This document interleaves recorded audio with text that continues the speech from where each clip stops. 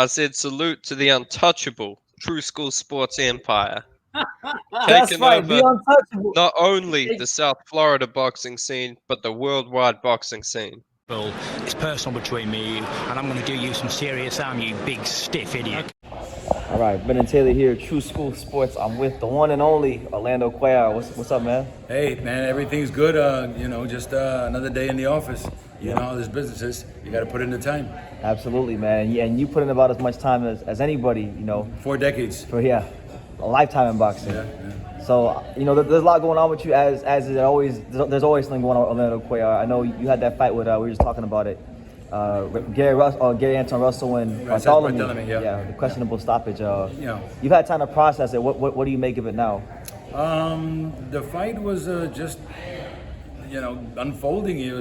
It was really getting interesting. Where, like I had mentioned in my Kanye rant afterwards, that we were getting ready to see that Gary Russell's character, and even Rances Barthelemy, because Rances Barthelemy, from what I know and what I've heard, in this fight, and we trained for it, was the aggressor.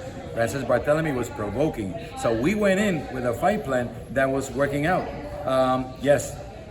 Gary Antuanne Russell did land a shot. Rances goes down, gets back up, he's fine. The ref says, "Can you continue?" Rances says yes, referee waves it.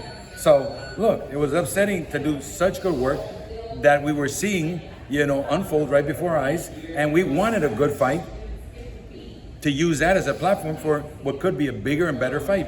But it wasn't the case on that night. You all know what happened. Yeah, no, absolutely. It's crazy how quickly the narratives can change in boxing, because like a lot of people didn't really care for Rances because the Robert Easter fight. Now all of a sudden we want to see him again. Yeah. Well, that's true. Look, I had Rances for his first 14 fights, and I had him in a style that was a provoking style and aggressive, which is what I like to see. With good timing, good power, and 4, 5, 6, whatever adjustments need to be possibly made if need be. So I had him a certain way, and that worked out for him. And he had other trainers that were good trainers, and they helped him out also. But I don't know what happened.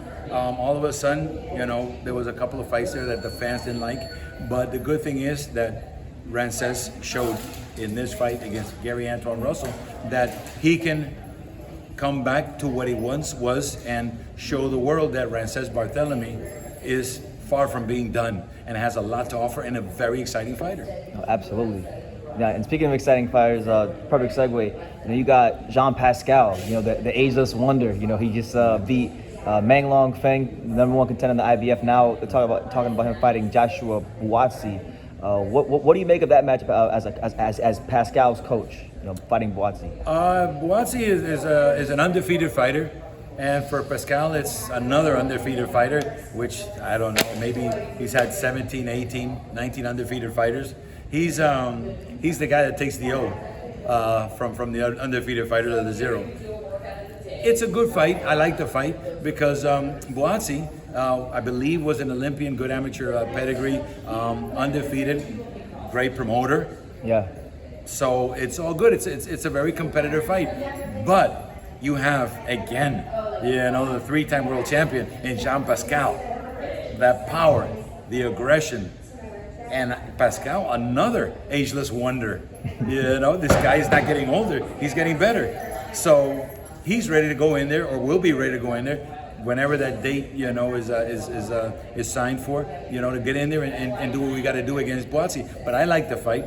I like fights where we are challenged, where it's dangerous for us, where it's going to bring out, usually hard fights bring out the best, in the fighter, and that's what we're looking for. So Buasti is a very dangerous, formidable opponent for us, and I think it's a fight that the fans are going to love. No, I'm excited for the matchup.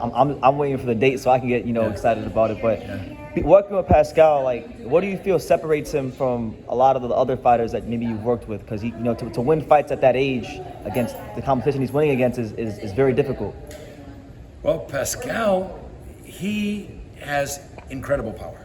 That's one thing I got to say about him. He's very strong, very powerful, and very gritty. He's a dog. He goes in there and he finds a way to win. He's a great listener, as you might have, I don't know, heard in his fight against Fan Long Meng, the Chinese Olympian that was undefeated until he faced Pascal. Very good listener, and he's able to turn it up and do whatever is asked of him. So what makes him special? Man, he's still got it all. He's getting better. Another, ageless wonder and incredible power. Pascal has power.